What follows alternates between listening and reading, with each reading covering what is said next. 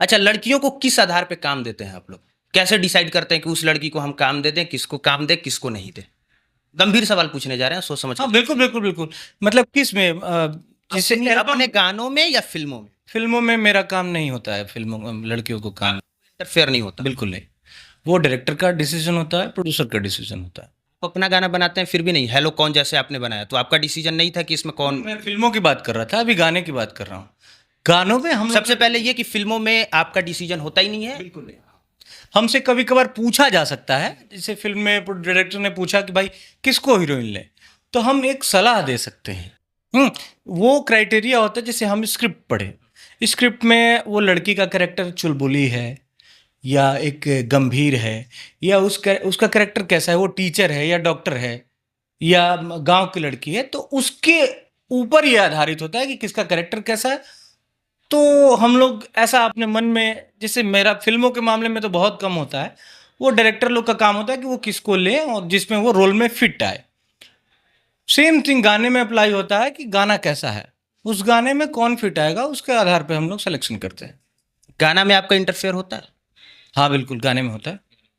पर डिसाइड कैसे करते हैं कि इस लड़की को काम दिया जाए, ना दिया जाए? कॉन्टैक्ट कैसे करते हैं आप? कोई हमारा छोटा भाई छोटन है और ये सब सारा काम उसी के ज़िम्मे है, वही बुलाता है सबको। और कोई दूसरा नहीं बुलाता आप? नहीं, गानों के लिए छोटा नहीं बुलाते और कोई नहीं? नहीं। श्योर? हाँ, ठीक है। अब ये सवाल इसलिए हम पूछ रहे थे क्योंकि इंस्टाग्राम पे जितनी लड़कियां रील्स बनाती हैं, आप उनका मैसेज और इनबॉक्स चेक करिएगा।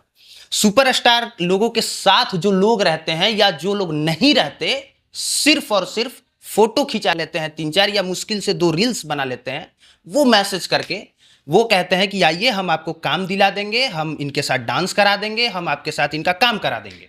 और वो गांव की लड़कियां जो मुश्किल से 2-4 रील्स बनाई होती हैं, थोड़ी सी फेमस होती हैं, वो इस चक्कर में आ भी जाती हैं। इसके बाद कई बार उन लड़कियों के साथ गलत होता है, कई बार नहीं होता। तो ये क्लियर करना जरूरी था हमारे लिए कि आप लोग इंटरफेयर उतना नहीं रखते। आपका कोई एक स्पेशल व्यक्ति होता है, वही डिसाइड करता है। जैसे कि जैसे छोटन का मैंने नाम बताया, जो ये सब सारा कुछ अरेंज करता है, इसका काम है। डायरेक्टर जैसे गाने के का डायरेक्शन कौन करेगा, वो भी वो अरेंज करता है।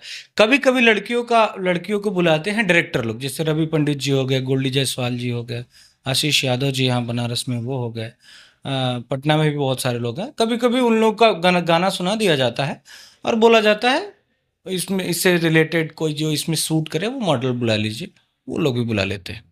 अच्छा, बॉलीवुड इंडस्ट्री में हम लोग सुनते थे बचपन में, अभी भी सुनते हैं कास्टिंग काउच के बारे में, कि लड़कियों को बुलाया गया, वहां पे गलत तरीके से बॉडी टच किया गया, फिर से हम लोग सुनते हैं उनके साथ कुछ गलत बिहेव किया गया। अब भोजपुरी इंडस्ट्री में जितने पत्रकार इंटरव्यू करने जाते हैं, उधर से तुरंत वो लोग कहती हैं कि भोजपुरी इंडस्ट्री में जो है, जब तक से आप इन लोगों को खुश मत करिए, ये लोग काम नहीं देते। और बहुत, हाँ हाँ, मतलब पत्रकारों से बहुत सारे, ये जो नई नई फेमस हुई है, जैसे एक प्रीति पासवान है, सौम्या पोखरेल और पता नहीं कौन कौन है।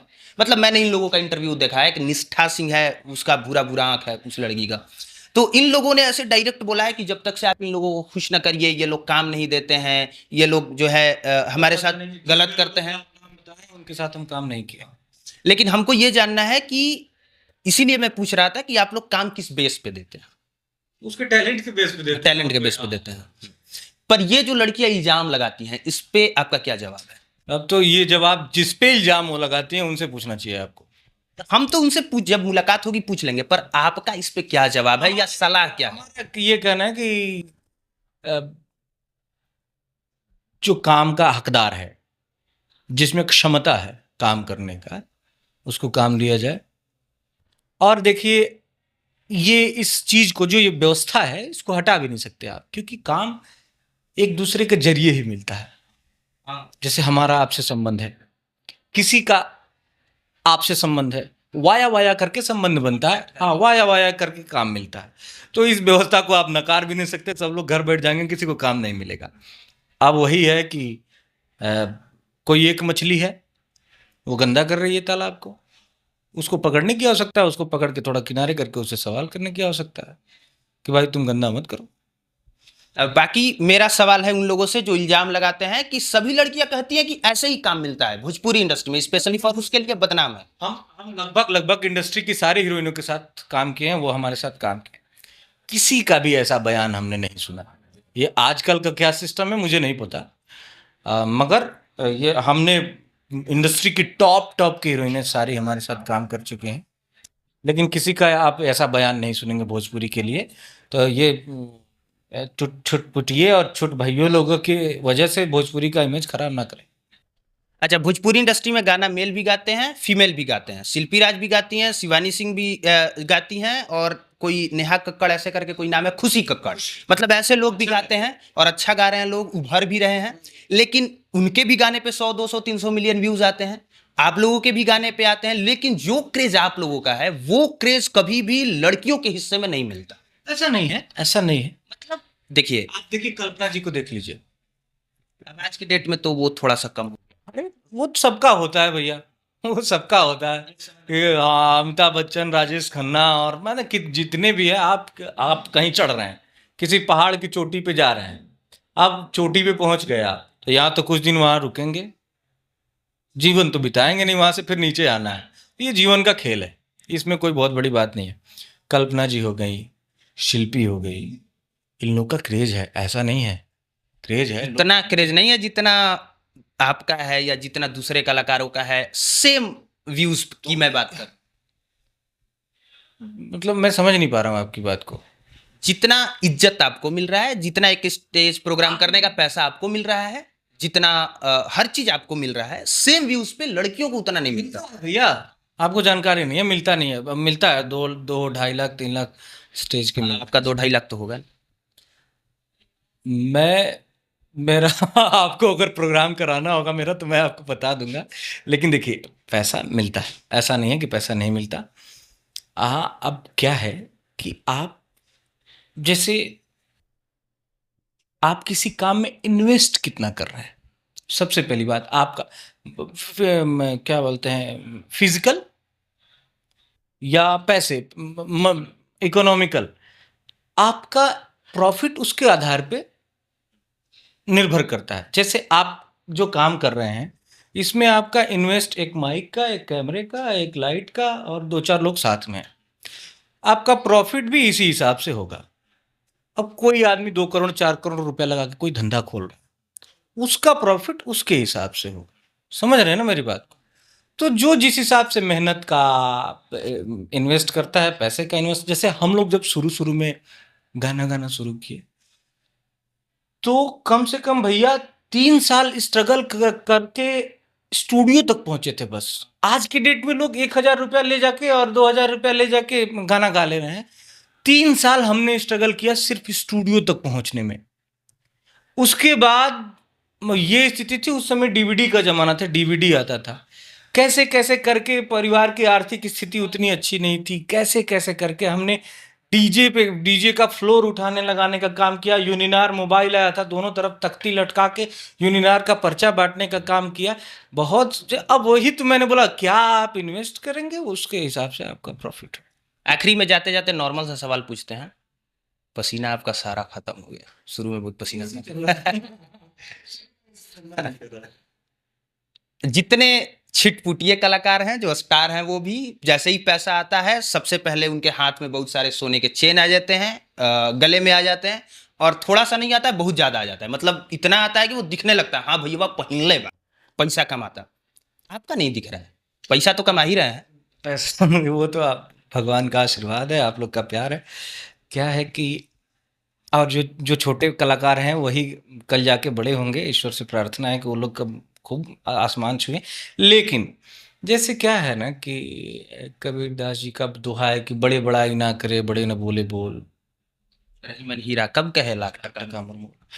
तो बस यही है, सिंपलिसिटी मुझे ज़्यादा अच्छा लगता है, सिंपल रहना ज़्यादा अच्छा लगता है। और किसको दिखाना है, जब लोग जानते हैं कि आप क्या हैं तो दिखाने से क्या फ़ायदा। अब अपने आप को आगे आने वाले समय में आप कहाँ देखते हैं? अब देखिए मेरा कोई विशेषकर प्लानिंग नहीं होता है। जैसे क्या, मैं जब पढ़ता था तो अच्छा खासा पढ़ने में 3-4 विषय में डिस्टिंक्शन में आया था, तो घर वालों का ये मानना था कहीं और जाऊं मैं, मेरा मानना कहीं और। हाँ, तो जब मैं गाना शुरू किया तो मेरा बस यही था कि ये गाना भगवान कैसे हिट करा देते, तो जो 4-5 हज़ार रुपये में प्रोग्राम करते हैं, जो 4,000-5,000 रुपये में प्रोग्राम करते थे, मैं 5,000 रुपये में पूरा म्यूजिशियन और साउंड लेके जा गया था एक बार यहीं लक्ष्मी मंदिर में प्रोग्राम करने के लिए भजन का। तो यही था कि कुछ ज़्यादा पैसा मिलने लगेगा, मस्त एकदम जीवन कटेगा। मेरा सपना वही सपना मैंने देखा था शुरुआत में। उसके बाद महतारी ने मतलब जो मैंने सपना देखा था उसका कई गुना दिया, फिर मैंने कुछ मांगा नहीं, फिर मैंने कोई सपना नहीं देखा। अब ये जीवन है जी, मेरा मानना है कि बस ये बह रहा है, ये जैसे नदी की धारा है, बह रहा है, उसका कोई लक्ष्य नहीं है, वो तो बस बहता जा रहा है। वैसे ही भी ये जीवन है, ये बहता जा रहा है, जहाँ ईश्वर लेके जाएंगे वहाँ जाएंगे। बाकी हम मतलब पर्सनली खुद चाहते हैं कि आप बहुत आगे बढ़ें, जिस तरीके से मतलब जो भी आपने गाने गाए, फिर इसके बाद आपने जिस तरीके से ट्रैक चेंज किया और अभी जिस तरीके से आप काम कर रहे हैं, हम लोग स्पेशली अब इम्प्रेस होते हैं। और बाकी जो आपने इमोशनली गाने गाए हैं और सैड सॉन्ग गाए हैं, उसमें आपका कोई जोड़ नहीं है। और हेलो कौन आपका गाना जो है वो 1 बिलियन टच करने वाला है, तो भोजपुरी इंडस्ट्री के ऐसे आप पहले कलाकार हैं जिसका बिलियन टच करने वाला है।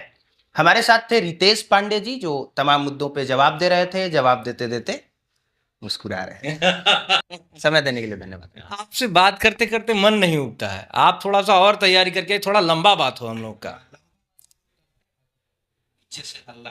हाँ, ये थोड़ा सा नहीं नहीं, देखिए जैसे क्या है ना, पत्रकार भी जो होते हैं, बहुत कम लोग ऐसे होते हैं जिनके साथ बात करके मजा आता है।